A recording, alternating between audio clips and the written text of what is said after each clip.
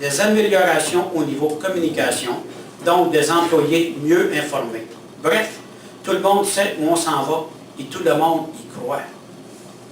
Ça se traduit aussi par l'implantation des chantiers 5S aux travaux publics et l'implantation d'une démarche Kaizen au service de l'évaluation.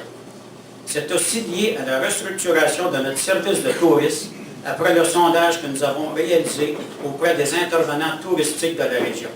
D'ailleurs, nous allons entamer bientôt un autre sondage à la clientèle, cette fois concernant nos services de loisirs. En fait, c'est l'amorce d'une grande réflexion collective impliquant tous nos employés municipaux pour déterminer comment on peut améliorer nos façons de faire pour donner de meilleurs services aux citoyens, être plus efficaces dans notre travail et faire des économies. Donc, comment maximiser nos actions. Cette démarche nous a permis de faire certains travaux de voirie à l'interne avec nos employés au lieu de les donner à contrat. La réfection de l'égout sur la rue Saint-Louis entre les rues Saint-François et Scott nous a permis d'économiser 80 000 $. La réfection du chemin de voie ferrée pour nos employés municipaux nous a permis d'économiser 30 000 $. Mais pour arriver à faire cela, il faut d'abord mobiliser nos troupes. C'est le secret du succès. C'est donc une grande fierté pour moi et pour le Conseil de voir que nos employés ont accepté de nous suivre dans cette nouvelle voie. Ils ont travaillé fort cette année et on voit aujourd'hui à quel point ce changement de philosophie dans la gestion de notre ville leur fait du bien. D'ailleurs, depuis que nous avons signé de nouvelles conventions collectives il y a 2 ans, nous n'avons eu aucun grief. On règle tous nos problèmes à l'interne, plus besoin des tribunaux. Ça aussi, c'est une économie et une saine gestion. La grande question que plusieurs se posent, c'est est-ce que nous dirigeons une ville qui vit au-dessus de ses moyens? La réponse, c'est non.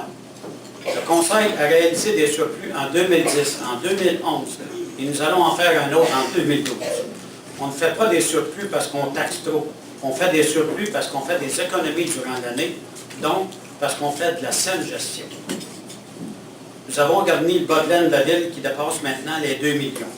Ce qui nous donne un bon coussin de sécurité, c'était notre objectif.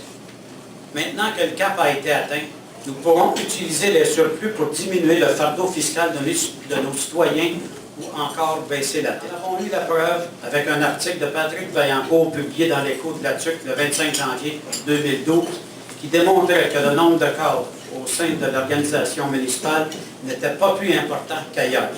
L'article mentionnait aussi qu'entre 2004 et 2012, le pourcentage de cadres à la ville par rapport au nombre total d'employés est passé de 32 à 19 %.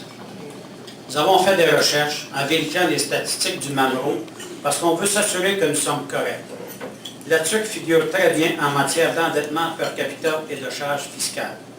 Nous avons une municipalité en bonne santé financière. La dette per capita des contribuables de la TUC est inférieure aux villes comparables.